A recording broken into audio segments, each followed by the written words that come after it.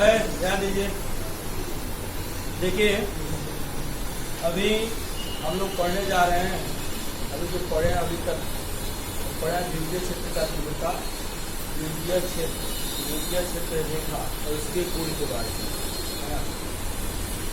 हमारा जो इलेक्ट्रोस्टैटिक्स का यूनिट है इसमें दो चीज का गणना करना है। एक तो स्थिर आवेश के बारे में पढ़ना, ये तो आप जानते हैं।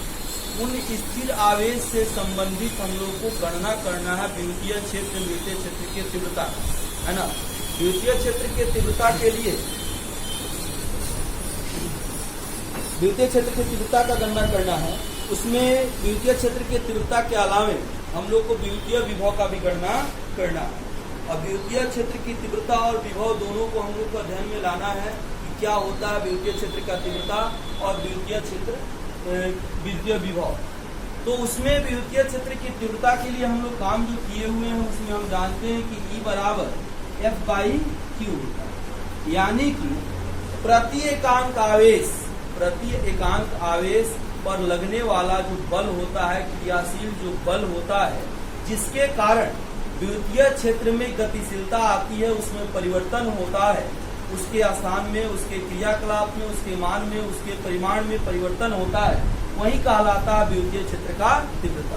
तो इलेक्ट्रोस्टैटिक्स के यूनिट में हमको दो पार्ट पढ़ना है, जिसमें एक में हमको द्वितीय क्षेत्र की तीव्रता की गणना करनी है और एक में द्वितीय विभव की गणना करनी है।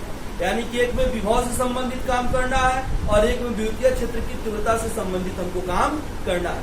एनसीईआरटी में यह दो चैप्टर के अकॉर्डिंग दिया हुआ है, लेकिन अब हम लोग यहाँ पे करेंगे क्या कि दोनों को मिक्सअप करके, यानी कि दोनों को एक साथ अध्ययन में लाएंगे। विभव में जो भी हम लोग सूत्र प्राप्त करेंगे, जो भी सूत्र का गणना करेंगे, फॉर्मूला को प्राप्त करेंगे, उसमें जरूरत पड़ता है कैलकुलस का। तो उसको जानने से पहले हम लोग कैलकुलस के बारे में हम लोग जानेंगे, जो कि बहुत ही महत्वपूर्ण है। जैसा कि 11th के क्लास में जो हम लोग पढ़ रहे थे, वहां पे काइनेमेटिक्स यानी कि जब गति विज्ञान हम लोग पढ़ रहे थे, जब उसका अध्ययन कर रहे थे, तो उसमें हमने देखा था कि बहुत सारे कैलकुलस के पार्ट हम लोग यूज किए थे, है ना। जिसमें डिफरेंशिएशन का भी यूज हुआ था, इंटीग्रेशन का भी यूज हुआ था, है ना। एक छोटा सा उदाहरण दे रहे हैं जो आप लोग को याद होगा संभवतः, जहाँ पे हम लोग समाकलन विधि के द्वारा किसका प्रयोग किए थे, याद है, गति के समीकरण को प्राप्त किए समाकलन विधि के द्वारा। जहाँ पे गति के समीकरण में याद कीजिए मुख्य रूप से हम लोग तीन समीकरण को प्रूव किए थे। S बराबर ut plus half AT square, B बराबर u plus AT, B square minus C square बराबर 2AS। इसको सामान्य प्रक्रिया के द्वारा यानी कि ग्राफीय विधि के द्वारा भी हम लोग सॉल्व किए थे और समाकलन विधि के द्वारा भी हम लोग सॉल्व किए थे। वहां पर भी इंटीग्रेशन डिफरेंशिएशन को आपको बताया गया था, लेकिन कुछ लोग नहीं उसको जानते हैं, नहीं पढ़े हुए हैं, खास करके बायोलॉजी वाले लोग जो उसका अध्ययन नहीं किए हुए, नहीं जानते हैं। इसलिए हम लोग पुनः उस कैलकुलस के पार्ट को जानेंगे, है ना। उससे पहले मैं बता दूं यहाँ पे कि जैसे द्वितीय क्षेत्र के लिए यह होता है विद्युतीय विभव जो हम लोग पढ़ते हैं, तो विद्युतीय विभव यानी कि इलेक्ट्रिक पोटेंशियल आपको आगे भी पढ़ना है, यानी कि गतिशील आवेश में भी उसका अध्ययन करना है और स्थिर आवेश में भी आपको उसका अध्ययन करना है ना। तो वहां पे होता क्या है, यहाँ पे इसमें द्वितीय विभव में, इसमें द्वितीय विभव हम किसे कहते हैं, तो प्रति एकांक आवेश को किसी बिंदु से, वह चाहे अनंत हो का चाहे कोई दूसरा बिंदु हो, वहां से उसके द्वितीय क्षेत्र में लाने में जो किया गया कार्य होता है। जैसे मान लेते हैं कोई बिंदु आवेश है, अनंत पर कोई आवेश है जिसके बारे में आपको पता नहीं है, उस अनंत क्षेत्र से किसी आवेश को इसके द्वितीय क्षेत्र में लाने के लिए जो किया गया कार्य होता है, उसी कार्य को हम क्या कहते हैं, विद्युतीय विभव कहते हैं। यानी कि प्रति एकांक आवेश को अनंत से उसके आवेश के द्वितीय क्षेत्र में लाने के लिए किया गया जो कार्य होता है, उसको हम क्या कहते हैं, विद्युतीय विभव कहते हैं। यानी कि V बराबर क्या लिखेंगे, W/Q। V बराबर क्या लिखेंगे, W/Q, है ना। यानी जैसे आप लोग विद्युत धारा में पढ़े हुए, तो 10th क्लास में भी आप लोग इसका अध्ययन किए हुए हैं, विभव का किए हुए हैं। 10th क्लास में विभव के बारे में आप लोग क्या पढ़े हुए, किसी विद्युत परिपथ में, किसी विद्युत परिपथ में प्रवाहित विद्युत धारा में प्रति एकांक आवेश को एक बिंदु से दूसरे बिंदु तक ले जाने में किया गया कार्य क्या कहलाता है? विद्युत विभव कहलाता है ना। अब जो वहां पे जो होता है उसको कहीं से लाया नहीं जाता है, आवेश तो उसमें गतिमान होता है। विद्युत धारा में क्या होता है? गतिशील आवेश को हम पढ़ते हैं, वहां पे गति में देना नहीं होता है। आप सीधे सेल को जोड़ते हैं, विद्युत चालक तार से विद्युत धारा का प्रवाह शुरू हो जाता है, किसी भी विद्युतीय यंत्र से जोड़ते हैं प्रवाह शुरू हो जाता है। उस चालक तार, जो भी चालक तार के द्वारा सेल के द्वारा विद्युतीय शक्ति को मिला करके जो परिपथ हम बनाते हैं, उस परिपथ में किसी चालक तार के एक बिंदु से दूसरे बिंदु तक जो आवेश को हम ले जाते हैं, एकांक प्रति एकांक आवेश को, उसी को ले जाने में किया गया कार्य क्या कहलाता है? विद्युतीय विभव कहलाता है। वही चीज यहाँ पर भी है, लेकिन यहाँ पर एक आवेश जो है वह क्या है? स्थिर है या गतिशील नहीं है, और एक आवेश कहीं इसके विद्युतीय क्षेत्र से बाहर है। उस विद्युतीय क्षेत्र से बाहर किसी आवेश अनंत पर जो है आवेश को जब किसी की स्थिति का पता नहीं होता है तो आप क्या कहते हैं? 5 मीटर 10 मीटर नहीं कहते, उसको अनडिफाइंड कहते हैं। अनडिफाइंड मतलब अपरिभाषित, अपरिभाषित मतलब अनंत पर है, जो आपको पता नहीं। उस अनंत की स्थिति से उसके विद्युतीय क्षेत्र में लाने के लिए जो कार्य होता है, वही कार्य क्या किया गया कार्य क्या कहलाता है? विद्युतीय विभव कहलाता है। जब इसमें हम लोग पढ़ेंगे, आगे जानेंगे, ये सब W/Q हो गया। अब इसको करने के लिए, कार्य को विभव को निकालने के लिए यहाँ पर हम कुछ काम करेंगे। जैसे कार्य है तो कार्य क्या होता है? W बराबर, यानी कि कार्य बराबर क्या, हम कैसे निकालते हैं? बल गुना विस्थापन। बल गुना विस्थापन, यानी कि कहीं से हम किसी को लाएंगे तो कुछ ना कुछ तो जगह परिवर्तित होगा ना। साइंस की भाषा में आप लोग जानते हैं, कार्य तभी कहा जाता है जब उसमें विस्थापन हो। जब किसी पिंड में हमारे किसी काम के, हमारे किसी बल के द्वारा, हमारे किसी भी प्रभाव से उसमें विस्थापन होता है, तो हम कहते हैं कि पिंड के द्वारा कार्य किया गया है। अगर विस्थापन नहीं हो रहा है तो कार्य नहीं हो रहा है। जैसे हम कह रहे हैं कि आप क्या कर रहे हैं, आप कहेगा पढ़ रहे हैं, यहाँ पढ़ना कोई कार्य नहीं है। साइंस की भाषा में कोई कार्य नहीं है ना, क्योंकि यहाँ पर कोई विस्थापन हो ही नहीं रहा है ना। कोई व्यक्ति 1 कुंटल का बोरा लेकर के 1 घंटे से अगर खड़ा है तो उसके द्वारा कोई कार्य नहीं किया जा रहा है ना। हम समझते हैं जनरल वे में कि कार्य हो रहा है, लेकिन साइंस की भाषा में यहाँ पे कार्य नहीं हो रहा है। अब कार्य हुआ कब? जब वह जमीन पर से बोरा उठा करके सर पर रखा तो उस दरमियान विस्थापन हुआ ना। बोरा जो था वह जमीन से कहा गया? सर पर आ गया। तो इस स्थिति में वहां पे कार्य हुआ है। शरीर के मांसपेशियों के द्वारा एक उस पर बल लगा है, बल लगा है, और बल के द्वारा उसमें कुछ क्या हुआ है? विस्थापन हुआ है। तो हम कहेंगे कि यहाँ पर उस व्यक्ति के द्वारा कार्य किया गया है ना। तो इस सब के बारे में भी हम लोग पढ़ेंगे। उससे पहले हम लोग जानेंगे कलन के बारे में, कैलकुलस के बारे में। समझिए कलन क्या है, कलन शास्त्र, कैलकुलस क्या है। देखिए, यह है बहुत महत्वपूर्ण, लेकिन इसको हम नीचे की क्लास में नहीं पढ़े हैं। यहां ही हमको मिलता है, विभिन्न पार्ट को सॉल्व करने में, उसकी क्रिया को बताने में होता है ना। कलन, अगर पूछा जाए कि कैलकुलस क्या है, कलन क्या है ना।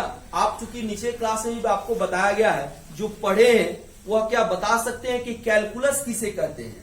या तो गणित का एक भाग है, या तो आप कह सकते हैं, लेकिन होता क्या है इसमें, अगर कहा जाए कि इसको डिफाइन करें, है ना, तो कैसे डिफाइन करेंगे, इसको कैसे बताएंगे? कोई बता सकता है कि कैलकुलस किसे कहते हैं? What is calculus? कैलकुलस क्या है, इसको डिफाइन कीजिए। आप पढ़े हुए हैं इसलिए आपसे पूछ रहे हैं, नहीं पढ़े होते नहीं पूछते। कि पहले बताइए, यस और नो बताइएगा, कैलकुलस पढ़े हैं कि नहीं पढ़े हैं? पढ़े हैं ना, तब तो बता सकते हैं। राजन बताओगे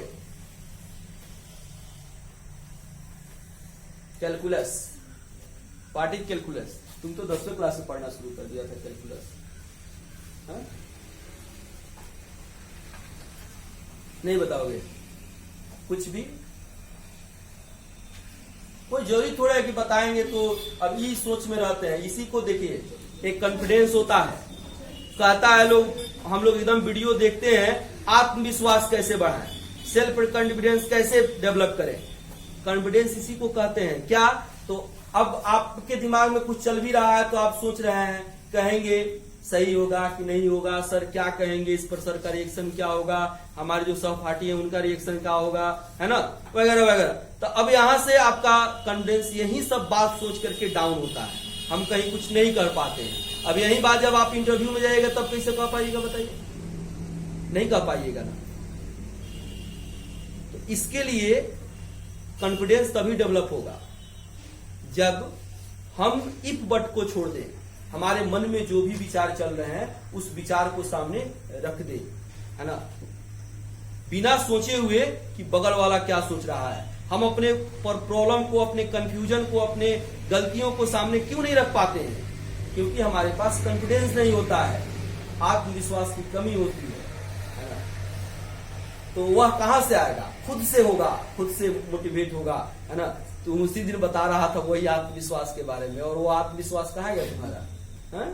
बोलो। देखिए, चुनौतियों को कहना, चुनौतियों से अलग से खड़ा होकर के बताना कि हम ऐसे रहते तो ऐसे कर देते, और वहां पे खड़े होकर के उस समस्या का समाधान करना, है ना। मान लेते हैं कि अगर कोई समस्या है और कहीं पर कोई बैठा हुआ व्यक्ति उसको हल कर रहा है, जैसे खास करके देखिए दिल्ली राजधानी है इंडिया की, वहां पे कोरोना जो है वो थोड़ा सा ही है। वहां पे जैसे प्रतिपक्ष के नेता मनोज तिवारी जो है भाजपा के, वहां पे प्रतिद्वंदी है ना, वह कर रहे हैं कि इनसे कंट्रोल नहीं हो रहा है ना, इनको इस्तीफा दे देना चाहिए। अगर सही में केजरीवाल जी सही होते ना तो कहते कि ठीक है हम एक सप्ताह के लिए इस्तीफा देते, एक सप्ताह के लिए आप आइए, एक सप्ताह में लेकिन कम होना चाहिए कोरोना, है ना। तो कहने का मतलब है कि जो उंगली उठाता है उसको, यही चीज हम आप बताए थे आप लोग को, एक बार याद कीजिए कि एक मूर्तिकार मूर्ति बनाया, बहुत खूबसूरत मूर्ति बनाया और ले जाकर के चौराहे पर खड़ा कर दिया, है ना, और साथ साथ एक बोर्ड लगा दिया किसी के लिए। तो बोर्ड लगाया, उस पर लिख दिया कि हमने तो अपने पूर्ण जो भी मेरे पास था कलाकृति उसका मैंने संपूर्ण नमूना सामने कर दिया है, लेकिन जिस महानुभाव को इसमें कोई कमी हो दिखाई दे वहां चिन्ह लगा दे, है ना, चिन्ह लगा दे, बता दे कि यहाँ पे है, उसको हम सुधार कर देंगे, है ना। अगले दिन जब उसी समय पहुंचे तो उनको पता ही नहीं चला कि हमारा मूर्ति है ना, क्योंकि उस पर इतना न चिन्ह लगाया गया था कि वह मूर्ति जो बहुत सुंदर दिखाई दे रही थी जब बना था, है ना, वो उसका पूरा हुलिया बिगड़ गया था, है ना। किसी को कहीं उंगली में नुक्स दिखाई दिया, किसी को आंख में दिखाई दिया, किसी को नाक में दिखाई दिया, किसी नाक के छेद में दिखाई दिया, है ना, किसी के भाव में दिखाई दिया, किसी को ओठ में दिखाई दिया, किसी को कान में दिखाई दिया, किसी को बाल में दिखाई, मैं जिसको जहां दिखाई दिया वहां पर चिन्ह लगाता चला गया, है ना। उसको बड़ी अफसोस हुआ। वाकई में जो मेहनत से काम करता है और मेहनत से काम करने के बाद उसका रिजल्ट उसका अनुकूल नहीं होता है ना, तो बड़ी तकलीफ होता है कि नहीं होता? आप ही खूब जी तोड़ मेहनत करे, 18 घंटा पढ़े, लास्ट में रिजल्ट आप एग्जाम दिए, रिजल्ट आया तो हो गया फेल, है ना। आपने अनुमान किया कि 400 मेरा नंबर आएगा, नंबर आ गया 300, थोड़ा सा अफसोस होता है कि नहीं होता? डिफिनिट होता है।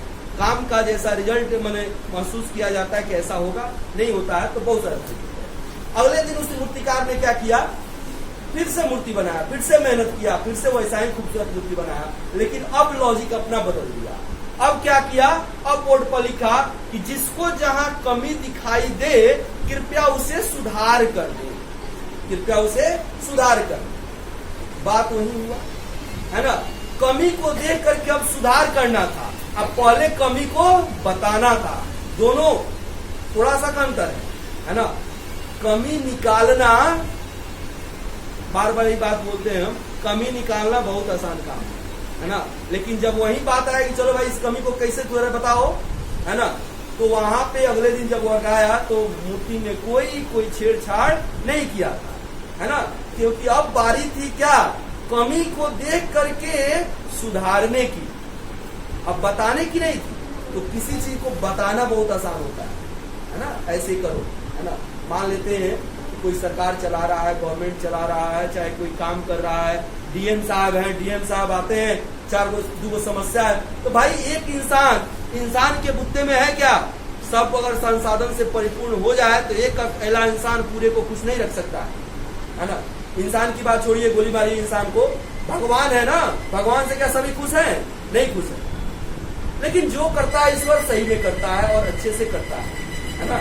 भगवान से इसलिए नहीं खुश है, कहां से ही भगवान कोरोना भेज दे रहे कि ये सब ऐसा चीज जाए। लेकिन एक कोरोना, एक समस्या से कई गो समाधान हुआ है। आप खुद देखिए, चेक कीजिए, चूंकि आप लोग पढ़ने वाले हैं, पढ़ रहे हैं, है ना। समस्या का कुछ समाधान हुआ है कि नहीं हुआ है?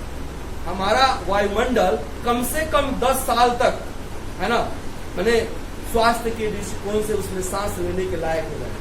आज जाइएगा शहर में तो आपका दम नहीं फूलेगा, है ना। नहीं तो लगता है, आप देखिए मानसून जो है जैसे है, नियत समय पे आया है और नियत रूप से काम हो रहा है। लोग हड़बड़ा के भले 10 दिन पहले रोपनी कर लेगा, लेकिन अभी बताइए कि अगर मैंने उचित समय पे उचित बारिश हुआ है कि नहीं, जिसमें लोग रोपनी कर ले बिना पंप सेट का? कर सकता है कि नहीं कर सकता? उतना बारिश हो चुका है, खेत में उतने पानी पर्याप्त मात्रा में है कि जिसमें लोग आराम से बिना किसी चीज की जा रहे 10 दिन तक, कितनाओं और बड़ी में होगा तो 10 दिन काफी है। 10 दिन तक पानी स्टे नहीं करेगा खेतों में, कर जाएगा, उतना पर्याप्त मात्रा में है। और जब से मानसून है तब से वह है। तो कहने का मतलब है कि आत्मविश्वास, सेल्फ कॉन्फिडेंस, विश्वास को बढ़ाइए, है ना। अगर कोई भी कुछ भी पूछता है, गलत हो चाहे सही हो, आप बताइएगा तो यही ना होगा। क्या कहेगा सामने वाला कि गलत है? तो गलत है तो सामने वाला बताएगा ना कि तब सही क्या है, सही क्या है बताएगा ना, है ना। तो उसके हिसाब से काम होगा। तो थोड़ा सा कॉन्फिडेंस को डेवलप कीजिए। अभी भी कॉन्फिडेंस नहीं आया किसी को बोलने को, कुछ तो बोलिए आप।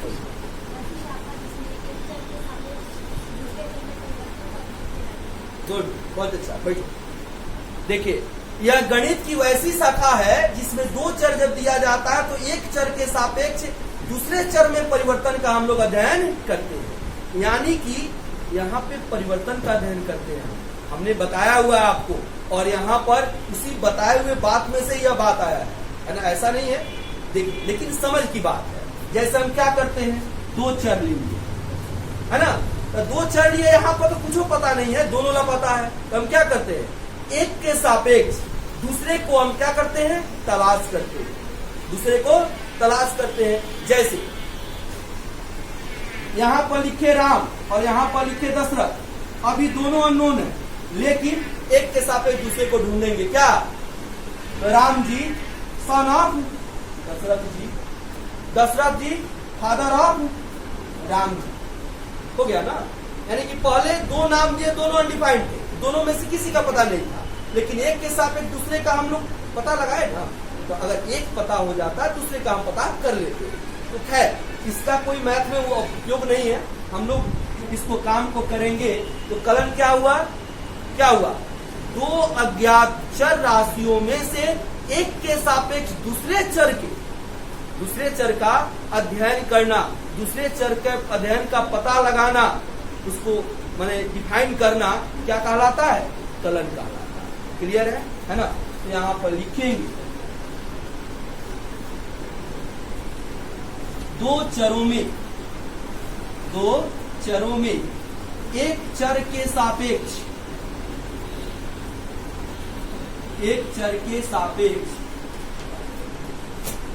दूसरे चर का अध्ययन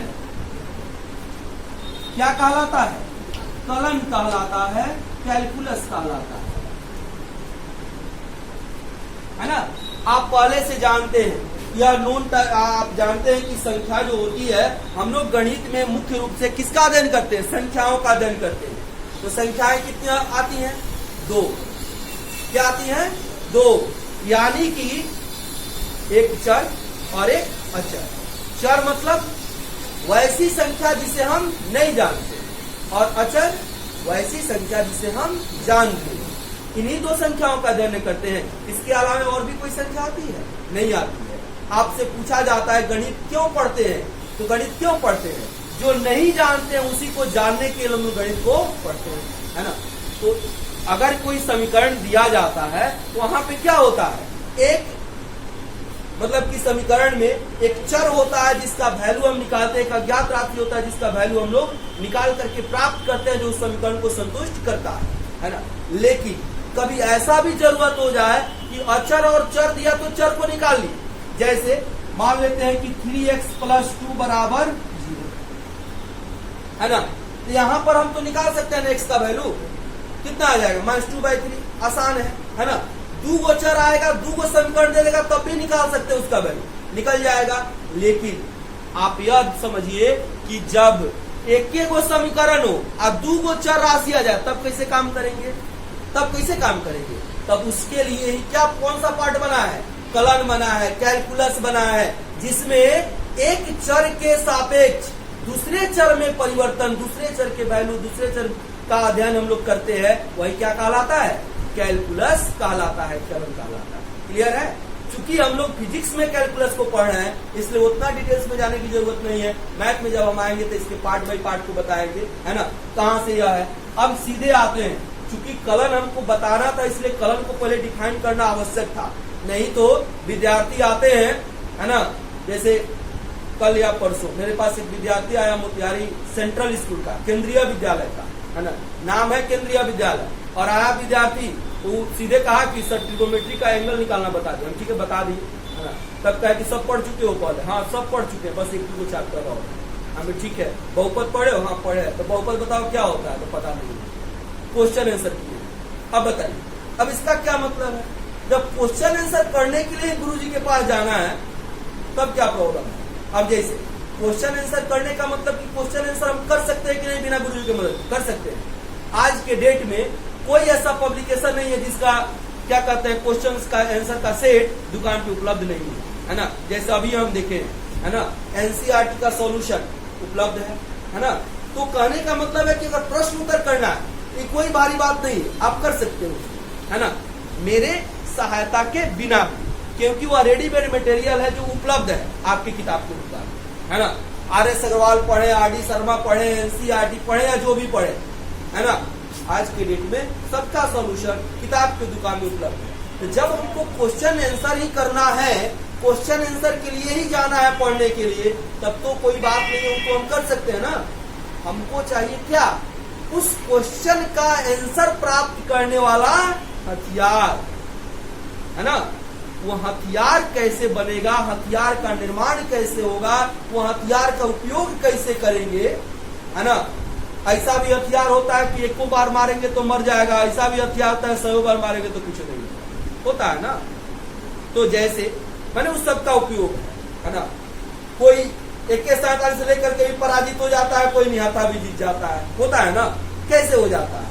तो उसके पास वैसे सिस्टम डेवलप होते हैं, है ना।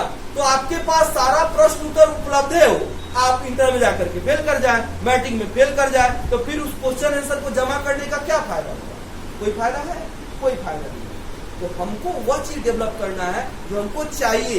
कैसे वहां तक हम पहुंचेंगे, कैसे उस सॉल्यूशन को प्राप्त करेंगे, वह टारगेट हमको अचीव करना है, उस टारगेट को प्राप्त करना है ना। अब देखिए यहाँ पे, खैर यहाँ पर सारी बातें अलग है, हमको जो करना है उस पर हम आते हैं। हमको करना है कलम, थोड़ा सा टाइम को भी करना है ना। हमको टाइम को पहुंचा देना है 1:30-2 बजे तक, इसीलिए बीच बीच में थोड़ा सा ज्यादा जरूरी है ना, ये सब भी बात होती है। तो देखिए यहाँ कलम का कितना पार्ट हो गया? 2 पार्ट हो गया, है ना। लेकिन टाइम को पहुंचाना, तो इसमें हम कोनो अनावश्यक बात नहीं बोल रहे हैं, है ना, कि आपको इससे कोई परेशानी हो। जो भी बात बोल रहे हैं आपके हित की बात बोल रहे हैं, है ना। दुश्मन तो हम आपके हैं नहीं, है ना। कितने पार्ट हो गए बताइए? कौन कौन? क्या होता है? अवकलन और समाकलन, है ना। अवकलन और समाकलन, ठीक है। अच्छा, अव कहीं मिला है आपको? पहले कभी कहीं मिला है? अव नहीं मिला है? कहां पे मिला है? देखिए 2 जगह मिला है। एगो तो जब हम लोग तीसरा चौथा में तो तब मिला होगा, अवरोही संख्या, अवरोही क्रम नहीं होता है। अरे इंक्रीजिंग ऑर्डर डिक्रीजिंग ऑर्डर पढ़े हैं ना, आरोही और अवरोही। आरोही मतलब बढ़ते क्रम यानी कि इंक्रीजिंग ऑर्डर, अवरोही मतलब घटते क्रम डिक्रीजिंग ऑर्डर। औ का मतलब क्या होता है? घटना होता है। क्या होता है? घटना होता है। और आ का मतलब क्या होता है? बढ़ना, इंक्रीजिंग होता है। ठीक है, और एक जगह पढ़े हैं, बोलिए, अवरोहन काल 11th में पढ़े हैं, याद कीजिए। आरोहण काल, अवरोहन काल, उड़ान काल, ये सब बताए हैं। Time of ascent, time of descent, time of flight, नहीं याद है? अरे कहने का मतलब है कि प्रक्षेपण में यह बात हम बताए थे कि कोई भी पिंड जहां से चलती है और अपने महत्तम ऊंचाई तक जाने में जितना समय लेती है वह क्या हो गया? Time of ascent, time of accent, आरोहण काल, जिसको डिनोट करते कौन से? टी ए से। पढ़ाए नहीं है, पढ़े नहीं है, नहीं पढ़ लेता, नहीं पढ़ा है,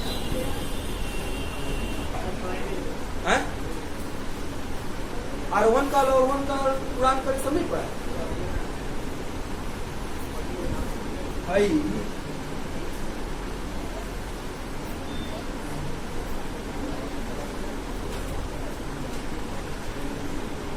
इस तरह का नहीं पता है? ऐसे फिगर बना करके पता ही नहीं किए हैं, प्रोजेक्टाइल प्रक्षेप में गए नहीं किए हैं। अच्छा, इसको तो बता देंगे। अब देखिए, मतलब औ का मतलब क्या? औ जहां पर भी आएगा उसका मतलब क्या होता है? कम करना। ठीक है, समाकलन, सम मतलब क्या होता है? जोड़ना। सम मतलब क्या होता है? जोड़ना, है ना। अब सम के अलग अलग अर्थ होते हैं, है ना। सम, एक यह सम होता है ना, इसे हिंदी में लिखा हुआ है सम मतलब बराबर भी होता है हिंदी में, है ना। इसको कहते हैं हम कौन सी? डिफरेंशिएशन, और इसको कहते हैं इंटीग्रेशन, है ना। अब देखिए क्या होता है? अवकलन, अवकलन जो भी, इतना तो समझ में आ रहा है कि यहाँ पे दो चर का प्रयोग करेंगे, है ना। तो यहां पर जो एक फंक्शन दिया जाएगा दूसरे के रूप में, जैसे देखिए अगर हम लिखते हैं x और y, दो चर ले लिए, ध्यान देंगे थोड़ा यहाँ पर x और y,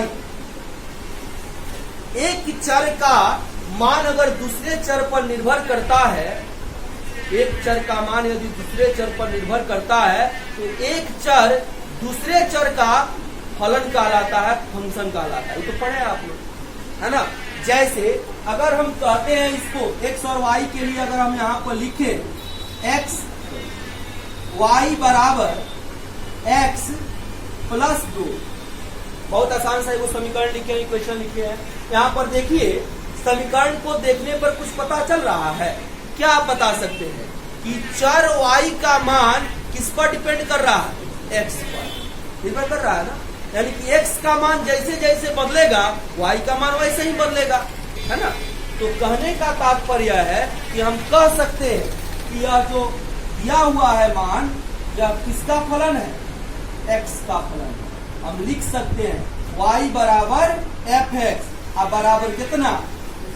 x प्लस 2, यानी कि हम fx बराबर x प्लस 2 लिख सकते हैं कि नहीं लिख सकते? लिख सकते हैं ना। जरूरत पड़ेगा रिलेशन फंक्शन जब हम लोग पढ़ेंगे तो वहां पे इस फंक्शन का आप लोग रिलेशन फंक्शन 11th क्लास में पढ़े हुए हैं, यह मिला था ना, इस तरह का टर्म मिला था कि नहीं मिला था। टाइप ऑफ फलन भी हम लोग पढ़े हैं, फंक्शन भी पढ़े हैं, यहाँ पर भी हम लोग को पढ़ना है फिर से। अब यहाँ वहां से अलग यहाँ पे पढ़ना है, यहाँ पे पढ़ना है 1 function, onto function, into function, है ना, 1 ऑन टू फंक्शन, है ना, बाइजेक्टिव, इंजेक्टिव, यह सब आप लोग को जानना है, फंक्शन, है ना। इसी सब का टाइप है, कैसे कौन होता है, जो एलिमेंट मिलेगा, इमेज मिलेगा, प्री इमेज मिलेगा, है ना।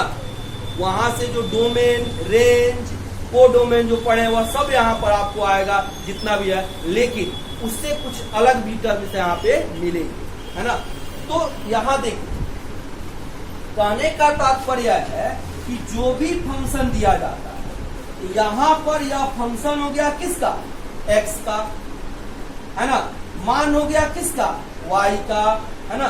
तो जो फंक्शन दिया जाता है उसी के रिस्पेक्ट में अगर अवकलन करे, इसका मान क्या हो जाता है, कम होता है। यह मान को क्या करता है, कम करता है, छोटा करता है, घटाता है। अव का मतलब क्या देखें, कम करना जाने है ना, तो यहाँ पर मान को यह क्या करेगा, छोटा करेगा, है ना। यहाँ मान छोटा होता है, यह मान को, चाहे मान मत लिखिए, फलन को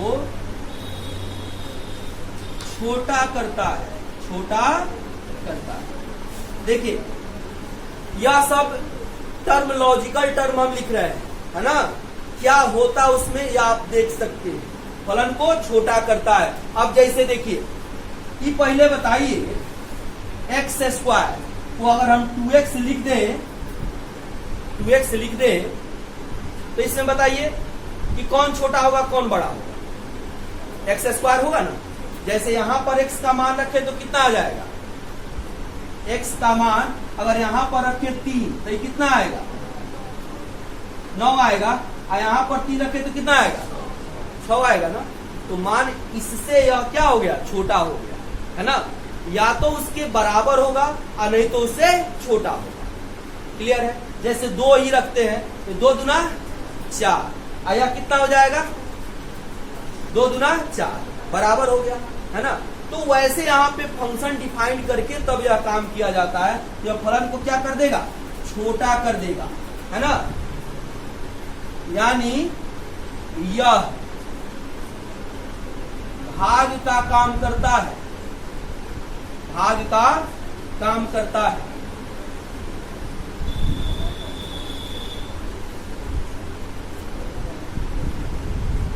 ठीक है। अब इसका साइन, इसको पहचानते कैसे हैं, तो यहां पर इसको लिखते हैं डी, यहां पर जिसका मन करेगा उसका फंक्शन लिखेंगे, जो चर होगा उसको लिखेंगे, है ना। और जैसे y लिखती है, यहां पर x। अब इसको क्या पढ़ते हैं, यहां पर पढ़ेंगे हम x के सापेक्ष, नहीं कहीं दिखाई दे, इधर लिखते हैं dy बाई, इसको क्या पढ़ेंगे, x के सापेक्ष, x के सापेक्ष y का अवकलज। अब अवकलज आ रहा है, यानी कि उसका मान जो मिलेगा अवकलज, और मान मिलेगा वो क्या हो गया, अवकलज, है ना।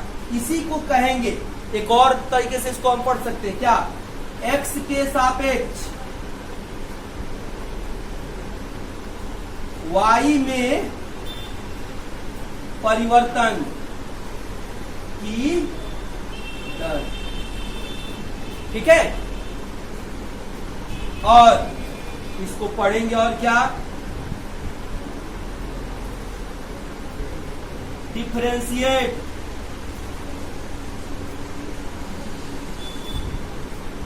Of y with respect to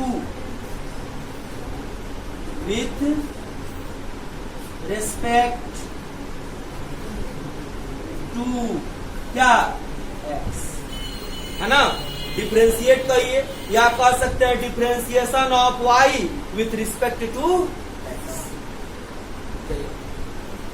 differentiation of y with respect to x, या हम ऐसे इसको बता सकते हैं। ठीक है। इसका मतलब क्या होगा, इस y के जगह पर जो भी हम फंक्शन रखेंगे वह नीचे वाले के सापेक्ष उसका डिफरेंशिएशन हो जाता है ना। अब इसके लिए कुछ स्पेसिफिक हम लोग फॉर्मूला क्रिएट करते हैं। फॉर्मूला को क्रिएट करने के लिए हम लोग लिमिट का प्रयोग लेते हैं।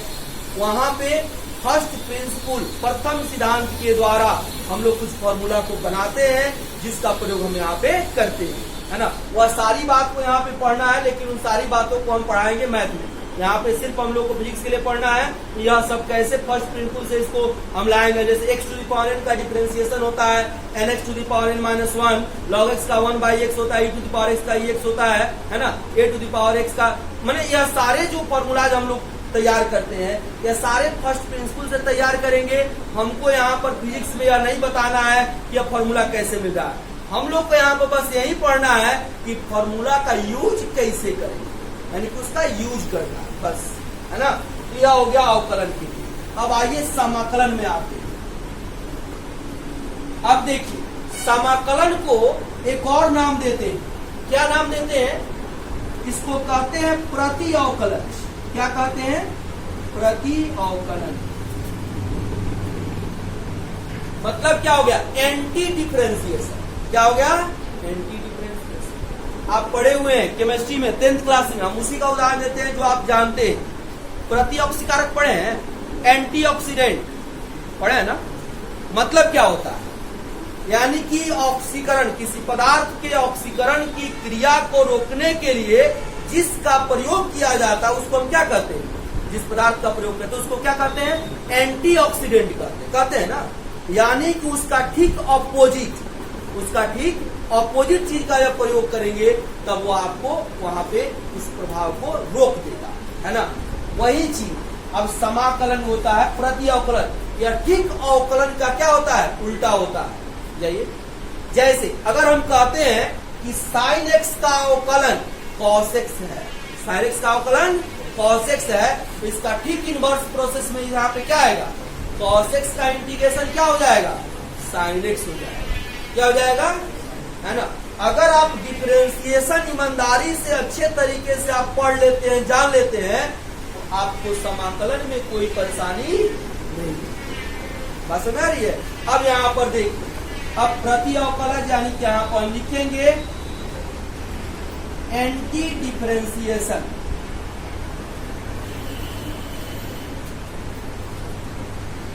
Anti differentiation. अब देखिए आप, यह क्या करता है, फलन को छोटा करेगा कि बड़ा करेगा, बड़ा करेगा, इसके सापेक्ष, है ना। छोटा करने का, जैसे गणितीय संक्रिया में हम कितने संक्रिया पढ़ते हैं, मूल रूप से 4 संक्रिया। कौन कौन, जोड़ घटा गुना और भाग। तो हमको 2 संक्रिया दिया गया है बढ़ाने वाला, तो 2 दिया गया है घटाने वाला। प्रकृति जो है, नेचर जो है एकदम बैलेंसिंग पर काम करता है ना। हम कहते हैं कि दोनों 2 ध्रुव का आदमी है, दोनों में पटरी नहीं बैठता है, लेकिन आप यह समझ लीजिए कि कभी बिना प्लस के माइनस जोड़े हुए बल्ब जलता है क्या, नहीं जलता है। बिना प्लस और माइनस के प्रयोग किए पंखा चलेगा क्या, नहीं चलेगा। हम जानते हैं कि यह तक कि समुद्र का मंथन हुआ था तो दोनों 2 विपरीत प्रकृति वाले मिल करके ही समुद्र का मंथन किए थे। एक तरफ देवता थे और एक तरफ दानव थे। तभी उससे अमृत भी निकला, विष भी निकला, है ना, कामधेनु भी निकला, कल्प वृक्ष भी निकला, यानी कि जो भी चीजें थी उससे प्राप्त हुई। लेकिन कभी भी कोई बढ़िया चीज के प्राप्ति के लिए, ठीक है, 2 अलग अलग ध्रुव के जरूर हो, लेकिन दोनों को पूर्ति जरूर करते हैं। इसलिए सिस्टम में गर्म के साथ साथ नरम भी आवश्यक है। आप यह भी जानते हैं कि भारत भी आजाद हुआ तो एगो खाली गांधी जी के अहिंसावादी के कारण नहीं, वह नरम थे तो कुछ लोग गर्म भी थे, है ना। तो दोनों के प्रभाव से ही कुछ भी आज तक प्रकृति में संपन्न हुआ है ना। भले ही अपोजिट पार्ट हो, लेकिन उनके बीच जब क्रिया होती है तभी एक सुंदर सा क्रिया संपन्न होता है, जिसके कारण से प्रकृति संचालित हो रही है। तो प्रकृति के कल्याण के लिए, प्रकृति के नेचर को सही ढंग से बनाए रखने के लिए दोनों आवश्यक है ना। अगर केवल नरम ही रहेगा, कहा भी जाता है कि इतना मीठा न बने कोई निगल जाए, और इतना कड़वा भी न बने कोई मुंह तक भी न ले जाए, है ना। इसलिए बीच वाला खट्टा मीठा जो लगता है ना, उसी को लोग ज्यादा चटकार लेकर के मैंने करता है ना। तो यहाँ पर यह देखिए, अब यहाँ पर क्या करेंगे बताइए, क्या करेगा समाकलन, फलन को छोटा करेगा कि बड़ा करेगा। तो यहाँ पे यह फलन को बड़ा करता है, बड़ा करता है ना। और अब यह क्या काम करेगा, भाग का कि गुना का, गुना का, मतलब बढ़ाएगा, यह गुना का काम करता है, गुना का काम करता है।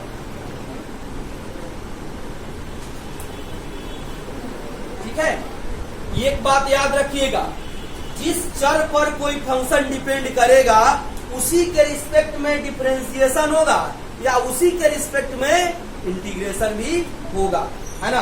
अब जैसे देखिए, जैसे इसका सिंबल था dy/dx, ऐसे हम लिखे थे, यहाँ पर हम क्या लिखेंगे, इसको हाथी का सूंड इसका मुख्य सिंबल होता है ना। यह हाथी के सूंड में लिखा जाएगा यहाँ पे fx, है ना, और यहाँ पर dx, यानी कि यह बताता है सिंबल किसका इंटीग्रेशन होगा, क्या होगा, इंटीग्रेशन किसका, फंक्शन ऑफ x का, किसके रिस्पेक्ट में, x के रिस्पेक्ट में, यानी कि integration of fx with respect to x, है ना। तो क्या लिखेंगे यहाँ पर, integration of fx with respect to क्या, x। बात समझ आ रही है ना। तो यह हो गया, यह इंटीग्रेशन के लिए हो गया, समाकलन के लिए हो गया। अब इसमें जो महत्वपूर्ण कार्य है फॉर्मूला के लिए, उसको हम लोग जानेंगे कि फॉर्मूला कौन कौन है। इसको नोट कीजिएगा, चलिए नोट कीजिए, नोट कीजिए, इसके बाद फॉर्मूला बता रहे हैं। अभी हम लोग को कुछ फॉर्मूला पढ़ने हैं जिसका प्रयोग हम लोग करेंगे अपने यहाँ पे क्रियाकलाप में। तो सबसे पहले हम अवकलन के लिए देखेंगे क्या हम लोग फॉर्मूला डेवलप करते हैं। अवकलन का प्रमुख सूत्र जिसका यूज हम लोग करेंगे, है ना। यह सारे सूत्र ऐसे नहीं है कि इसको हम लोग निर्धारित नहीं करते, इस सूत्र को निकालने की एक प्रक्रिया हम लाते हैं, एक प्रक्रिया से इस सूत्र का स्थापना भी करते हैं, जो हम लोग गणित में पढ़ेंगे, मैथ में इसका निर्धारण करेंगे, है ना, फर्स्ट प्रिंसिपल के द्वारा, है ना। उसका हम थोड़ा सा कंसेप्ट बता देते हैं कैसे हम करते हैं, है ना। सबसे पहले तो कोई हम फंक्शन ले लिए y बराबर fx, ठीक है। हमको यह पता है, आप जानते हैं, आपको बताए हैं कि अगर x में थोड़ा सा परिवर्तन करते हैं तो उसी के सापेक्ष y में भी थोड़ा सा परिवर्तन होगा। जितना परिवर्तन x में होगा उतना ही परिवर्तन y में होगा। ऐसा नहीं है कि इधर कुछ और परिवर्तन होगा इधर कुछ होगा। क्यों? क्योंकि यह एक समीकरण है, यह एक समीकरण है। और आपको पता है कि समीकरण मतलब तराजू का पलड़ा होता है, तराजू का पलड़ा बराबर रहता है। आप एक तरफ जो काम करेंगे एक पलड़े में, दूसरे तरफ भी आपको वही काम करना होगा। अगर कुछ हटाते हैं तो दूसरे पलड़े से हटाना होगा, कुछ रखते हैं तो दूसरे पलड़े में भी रखना होगा। क्यों? उसको बैलेंस रखने के लिए। वही चीज यहां पर होता है कि अगर x में कोई छोटा परिवर्तन हम करते हैं तो उसी के रिस्पेक्ट में y में भी एक छोटा परिवर्तन हो जाता है ना। यानी कि y इज इक्वल टू, अब यहां पर देखिए x में हमने एक छोटा परिवर्तन कर दिया। याद कीजिए, नीचे क्लास में हमने बताया हुआ है कि एक प्रयोग करते हैं, अगर कोई राशि दी गई है और उसी राशि का बहुत ही छोटा, एक बहुत मतलब कि कह सकते हैं वेरी वेरी स्मॉल क्वांटिटी हम प्रयोग में लाते हैं, तो उसको हम कौन से दिखाते हैं? डेल्टा से दिखाते हैं। कौन से दिखाते हैं? अब उसके लिए डेल्टा के रूप में या तो इसका प्रयोग करते हैं और नहीं तो एक ट्रायंगल वाले डेल्टा का प्रयोग हम लोग करते हैं, है ना। अब x प्लस क्या हो जाएगा? Delta x। इसका मतलब क्या हुआ? डेल्टा x का मतलब कि इसी राशि के सापेक्ष, इसी राशि का एक बहुत ही छोटा नगण्य पार्ट जिसके बढ़ने या घटने से कोई फर्क नहीं पड़ता, है ना, एकदम स्मॉल क्वांटिटी हो गया। और जितना पार्ट यह इधर बढ़ेगा x के रिस्पेक्ट में, उतना ही पार्ट इधर बढ़ेगा y के रिस्पेक्ट में। तब क्या हो जाएगा? यह y plus delta, y plus delta y यह होगा। अब यहां देखिए, यहां पे दो फंक्शन हो गया। यह आपका बेसिक पहले दिया हुआ था, यह वैसा फंक्शन हो गया जिसमें आपने कुछ वृद्धि किया, कुछ इंक्रीज किया तो वह मिला, है ना। अब कितना इंक्रीमेंट हुआ, कितना इंक्रीमेंट हुआ, इसका पता कैसे लगेगा? इसका पता कैसे लगेगा? तो इसमें से इसको जब हम घटा देंगे, माइनस कर देंगे, तो हमें वह पार्ट मिल जाएगा जितना परिवर्तन हुआ। ठीक, तो यहां पर क्या करेंगे, 2 माइनस घटाएंगे, क्या हो जाएगा बोलिए, y plus delta Y minus y, है ना। जब भी हम कोई क्रिया संकर्ण में करते हैं तो LHS वाले को LHS के साथ, RHS वाले को RHS के साथ, है ना। और यह क्या हो जाएगा, x प्लस डेल्टा x और माइनस होगा। हम शॉर्टकट में बता रहे हैं, शॉर्टकट में जा रहे हैं, मैथ में जाएंगे तो हम लोग इसको बताएंगे, क्योंकि एग्जाम में पूछता है ना, आपसे सब्जेक्टिव टाइप क्वेश्चन में पूछता है कि प्रथम सिद्धांत से, अवकलज के प्रथम सिद्धांत से साइन एक्स का अवकलज ज्ञात करें, है ना, to find differentiation of sine X, है ना, with respect to first principle of differentiation, है ना। ऐसे आपको क्वेश्चन दिया जाएगा। y से y कैंसिल क्या हो जाएगा बोलिए, यह हो गया f x plus delta x minus, यह हो गया। अब देखिए, यह परिवर्तन किसके रिस्पेक्ट में हम कर रहे हैं, किसके सापेक्ष कर रहे हैं, x के सापेक्ष। x में कर रहे हैं, माने x में परिवर्तन कर रहे हैं ना, तब ना y में हो रहा है। तो y परिवर्तित हो रहा है किसके सापेक्ष, x के सापेक्ष। किसके सापेक्ष हो रहा है, x के सापेक्ष। और आपको बता रहे थे उस दिन, याद कीजिए, जब प्रतिशत की बात हम लोग किए थे, सापेक्षिक को कहां रखते हैं, नीचे हर में रखते हैं ना। जैसे हम कहते हैं, जैसे प्रतिशत में बता रहे थे तो हमने बताया था कि अगर 98 नंबर का एग्जाम हुआ और आपको 45 नंबर मिला, है ना, तो किसके सापेक्ष कितना नंबर मिल रहा है, 48 के सापेक्ष 45 मिल रहा है, सॉरी 98 के सापेक्ष आपको 45 मिल रहा है।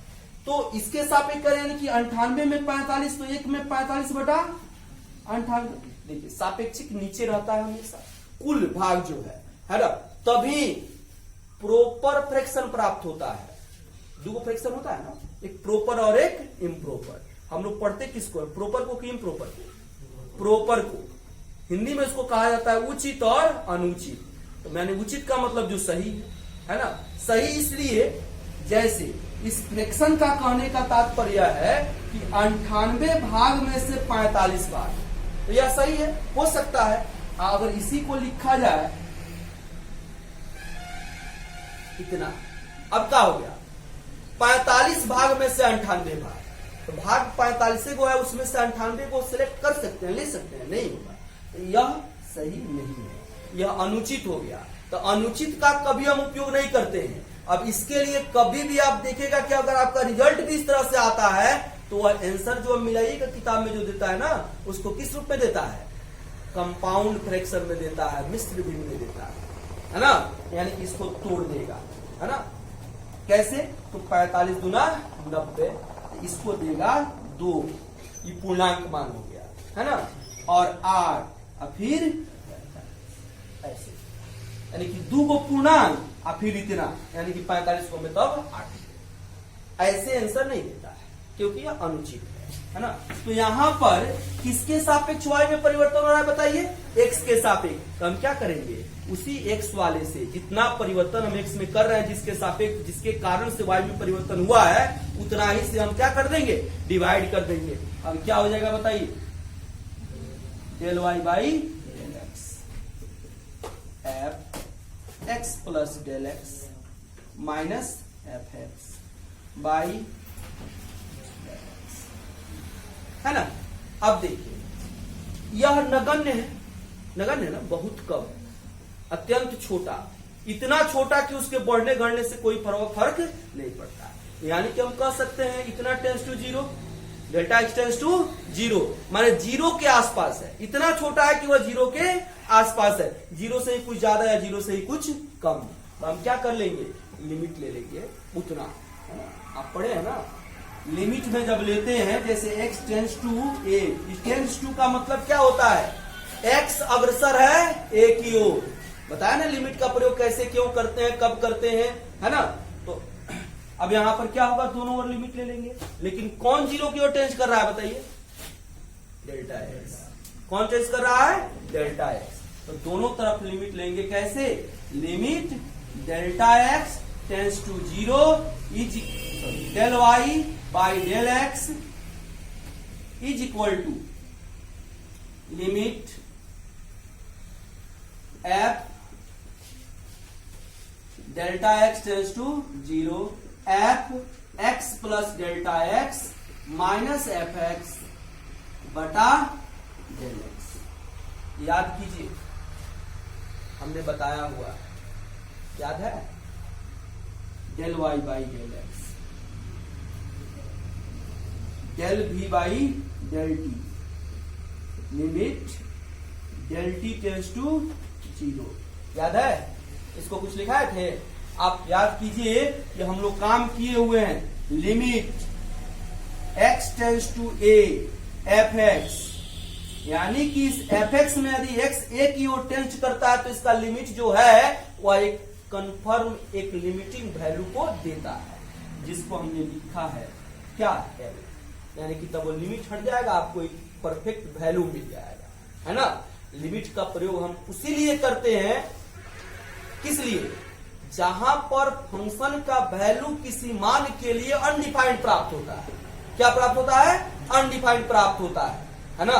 जैसे 0/0, जैसे 1/0, है ना, जैसे 0⁻0, जैसे undefined to the power undefined, है ना।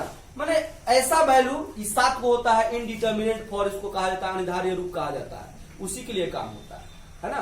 तो जब लिमिट में हम बताएंगे इसमें एक होता है एल हॉस्पिटल रूल का भी हम यूज करते हैं, है ना, उसको भी हम लोग जानेंगे।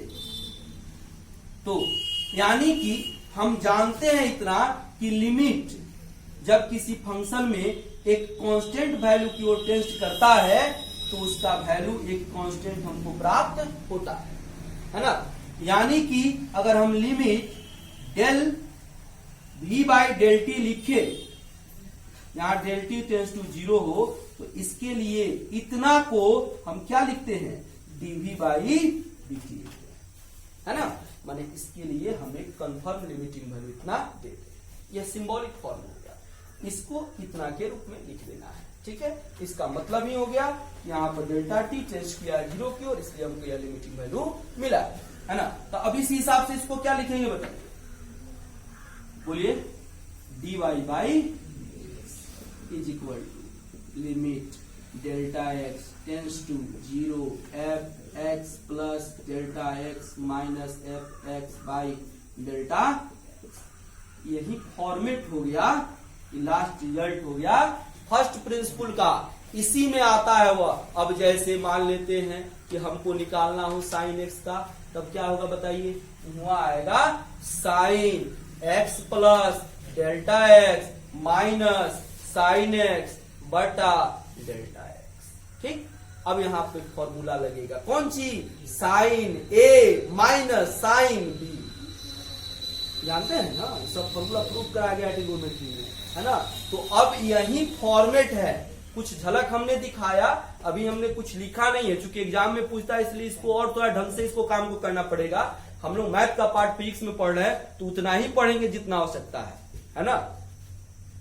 क्लियर, बात समझ आ रही है, नहीं आ रही है, आई या नहीं आई, आई, ठीक है। इसको लिखना है, इसको नोट करना है, नोट कर लीजिए। यही फॉर्मेट है आपका फर्स्ट प्रिंसिपल का, इसी फॉर्मेट पे काम करेंगे मैथ में, याद रखिएगा, है ना। समय इसलिए सब बता दे रहे हैं, है ना। समय काटे तो कुछ बेहतर तरीके से काटे, ऐसे काटे कि कुछ लाभ हो, ऐसे ना काटे कि, लिखिए लिखिए, इसी कॉन्सेप्ट के आधार पे हम लोग जितना भी अवकलन का सूत्र है वह सब प्राप्त करते हैं, वो चाहे जो भी सूत्र होगा इसी फॉर्मेट पे प्राप्त होगा, है ना। जैसे आपको बता ही दिए हैं, यहाँ पे जो लास्ट रिजल्ट आया है शुरू से ऐसे ही आपको होगा। जैसे मान लेते हैं कि साइन एक्स को ही निकालना है तो क्या करेंगे, y बराबर साइन एक्स, फिर क्या हो जाएगा y प्लस डेल्टा वाई बराबर एफ नहीं लिखेंगे, sine x plus delta x, फिर इसमें से इसको घटाएंगे तो यहाँ पे डेल्टा वाई और sine x plus delta x और माइनस साइन एक्स, फिर डेल्टा एक्स से भाग दे देंगे। मतलब कि जो भी क्रिया है इसी के अनुसार होगा, यही प्रोसेस है इसी के अनुसार, और इसी प्रोसेस को हम कहते हैं प्रथम सिद्धांत, अवकलज का प्रथम सिद्धांत, है ना।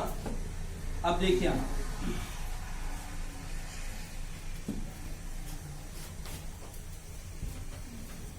अब हम लोग को यहाँ पे सूत्र का काम करना है, सूत्र को प्राप्त करना है, तो उसी के लिए देखेंगे, सोचेंगे, है ना।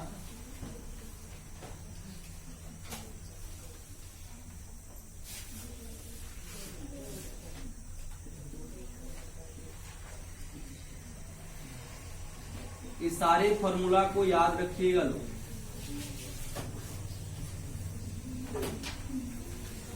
इसको लिखिए,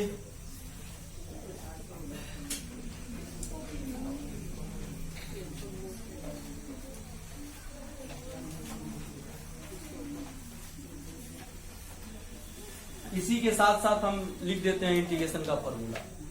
बता दिए हैं, समझ लीजिए थोड़ा सा। यहाँ पे पहले आपको बताए हैं कि जो भी इंटीग्रेशन होता है वो अवकलन का ठीक उल्टा होता है, रिवर्स होता है ना। तो साथ साथ लिखेंगे, कोई दिक्कत नहीं होगा, है ना। जैसे sin x का डिफरेंशिएशन कितना आया, cos x। यहाँ पर अगर हम इंटीग्रेशन का इधर फॉर्मूला लिखे, आप तो पहचान सकते हैं, हाथी का सूर आएगा, समझ लीजिएगा कि इंटीग्रेशन है ना। तो यहाँ पे क्या लिखेंगे, इंटीग्रेशन ऑफ क्या, cos x, क्या आ जाएगा, sin x। अब यहाँ पर एक और चीज है, यहाँ पर इसके साथ साथ एक इंटीग्रेशन कांस्टेंट देते हैं, है ना, समाकलन स्थिरांक जिसको बोला जाता है, यानी कि इसका डिफरेंशिएशन क्या आ जाएगा, 0, इसीलिए इसको हम देते हैं, है ना। अभी कैसे आता है जब हम बताएंगे इंटीग्रेशन में, तो इसको बता देंगे, है ना। अब यहाँ पर बताइए, अब sin x का इंटीग्रेशन क्या होगा, sin x का इंटीग्रेशन जो होगा वो होगा माइनस cos x, ठीक है।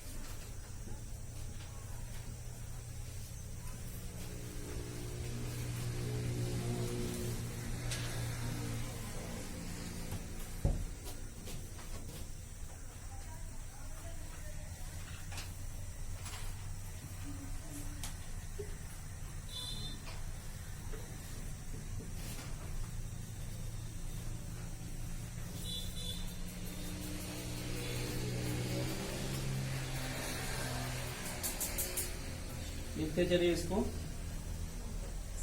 हो गया, लिख लिए।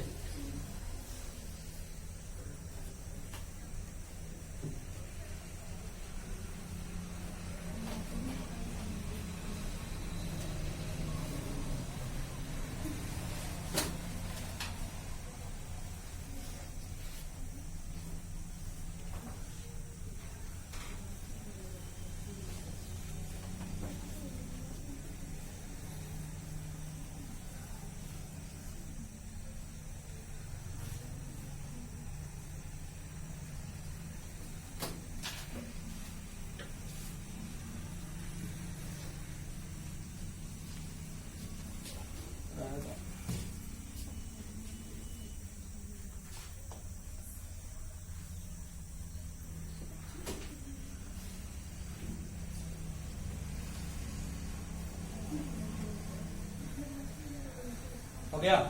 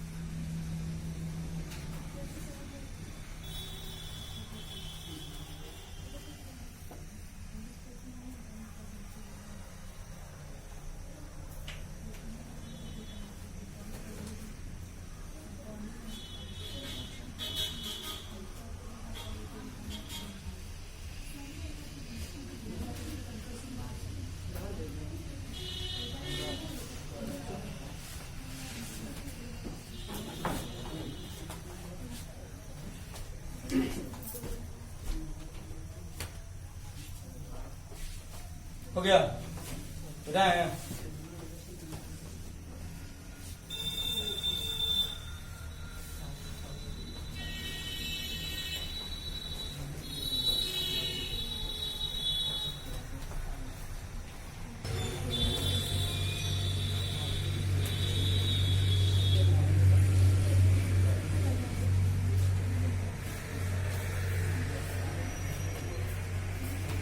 देखिए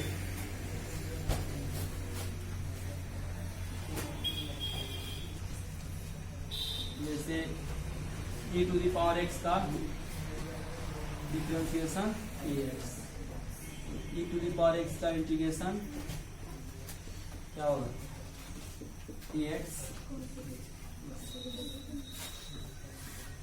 जैसे x to the power n का differentiation n x to the power n minus 1, तो n x to the power n minus 1 का इंटीग्रेशन क्या होगा x to the power n,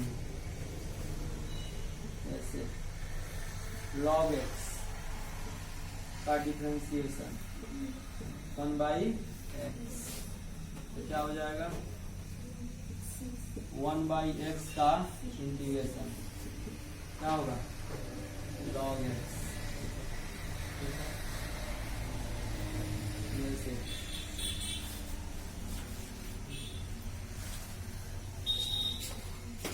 x to the power n plus 1 by x plus 1 का differentiation x to the power n, तो x to the power n का integration क्या हो जाएगा x to the power n plus 1 by n plus 1, जैसे किसी भी अचर मान का यानी कांस्टेंट का डिफरेंशिएशन क्या होगा 0, तो 0 का इंटीग्रेशन क्या होगा कांस्टेंट हो जाएगा, और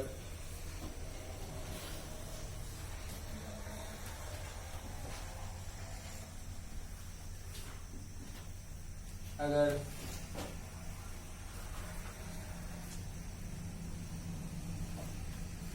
अब देखिए जैसे x का डिफरेंशिएशन x के रिस्पेक्ट में 1 हो गया, तो क्या होगा 1 का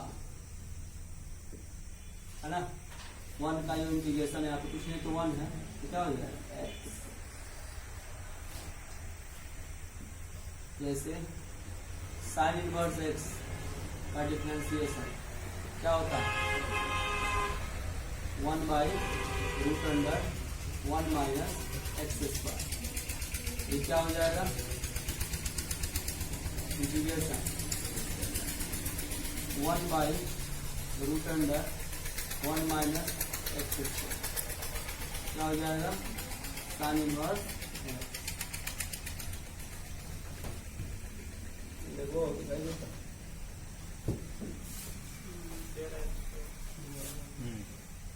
ठीक है cos inverse x minus 1 by root under 1 minus X square, ये क्या हो जाएगा 1 by root under 1 minus X square का इंटीग्रेशन क्या हो जाएगा माइनस कॉस इनवर्स एक्स, फिर tan इनवर्स का डिफरेंशिएशन क्या होगा 1 by 1 plus x square,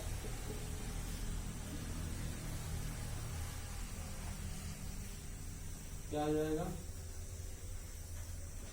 1 by 1 plus x square dx, क्या हो जाएगा tan inverse cot inverse minus 1 by 1 plus x square, क्या हो जाएगा 1 by 1 plus x square -1/1 + x² dx cos inverse x और ये प्लस c होगा। ठीक है, देखिए 16 नंबर है।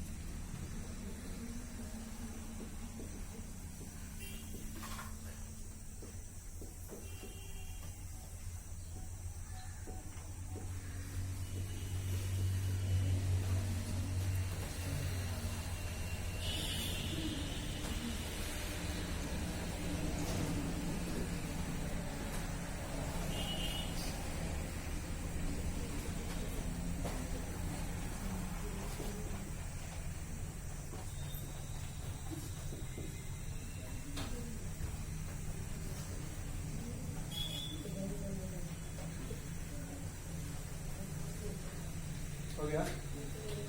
सारे इसी तरह के बहुत सारे फॉर्मूला है। जितना डिफ्रेंशिएशन हम लोग डिफ्रेंशिएशन पढ़ेंगे तो उसमें और भी बहुत सारे फॉर्मूला मिलेंगे, है ना। लेकिन इतना आपके लिए काफ़ी है, इतना आपको याद रखिएगा, जिससे आपका काम चल जाएगा। कम से कम केमिस्ट्री में जो भी पार्ट आएंगे डिफ्रेंशिएशन और इंटीग्रेशन से संबंधित इसका काम आप कर सकते हैं। ठीक है, यह तो सिर्फ फॉर्मूला है। अगले क्लास में जब हम लोग इसमें आएंगे इसके बेसिक में, तो इससे संबंधित कुछ उदाहरण करेंगे जिससे आपको पता चले सके इस फॉर्मूला का यूज हम लोग कैसे करते हैं। फॉर्मूला के यूज के लिए कुछ क्वेश्चन हम लोग पढ़ेंगे, ठीक है। अगले क्लास में इससे संबंधित कुछ क्वेश्चन हम लोग